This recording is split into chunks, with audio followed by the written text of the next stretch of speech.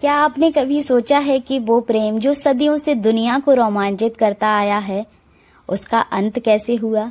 श्री कृष्ण ने द्वारिका छोड़कर लीला समाप्त की, लेकिन उनकी राधा रानी, वो जो इनके हृदय की धड़कन थी, उनके हृदय के सबसे करीब थी, उनकी विदाई का सच क्या था? क्या वो सच में मर गई थीं, या प्रेम कभी मरता ही नहीं?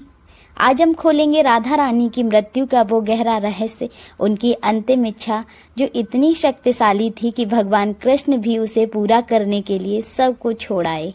ये कहानी सिर्फ प्रेम की नहीं, बल्कि विरह की है, भक्ति की है और अमर आत्मा की है।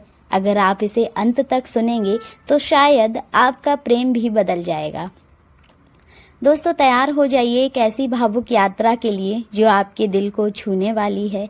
लेकिन पहले, अगर आप भक्ति और रहस्य की दुनिया में नए हैं तो अभी वीडियो को लाइक करें, चैनल को सब्सक्राइब करें और कमेंट में लिखें राधे राधे।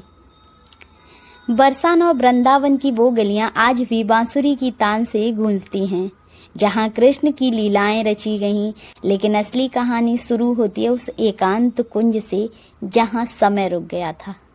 राधा वृद्ध हो चुकी थी, शरीर कमजोर, आंखों में झुर्रियां, लेकिन दिल में वही जवान प्रेम जो कभी बूढ़ा नहीं होता।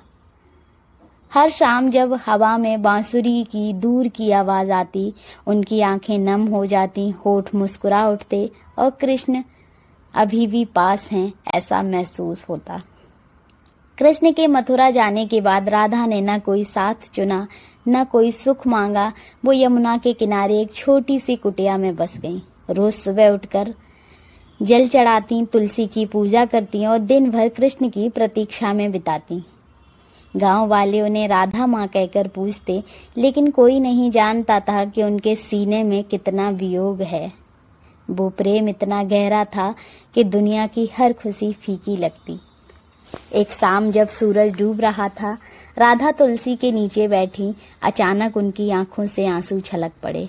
उन्होंने मन ही मन कहा, हे प्रभु, अब मेरे जाने का वक्त आ गया है, लेकिन मैं बिना तुम्हारे नाम के, बिना तुम्हारी पुकार के नहीं जाऊंगी। मेरी अंतिम इच्छा है, तुम खुद आओ, मुझे राधे कह के बुलाओ और अपनी बांसुरी की सबसे मधुर धुन से मुझे विदा दो। तब तक मैं शरीर नहीं छोड़ूंगी। उसी पल दूर द्वारिका में कृष्ण का हृदय अचानक कांप उठा। सब कुछ होने के बावजूद उन्हें लगा कुछ कमी है। राधा की पुकार उनके कानों में गूंज रही थी। आंखों में आंसू लिए वो सब कुछ त्याग कर चल पड़े। राजपाट, सेना, सब कुछ छोड़कर उस वन की ओर चले जहां राधा इंतजार कर रही थी।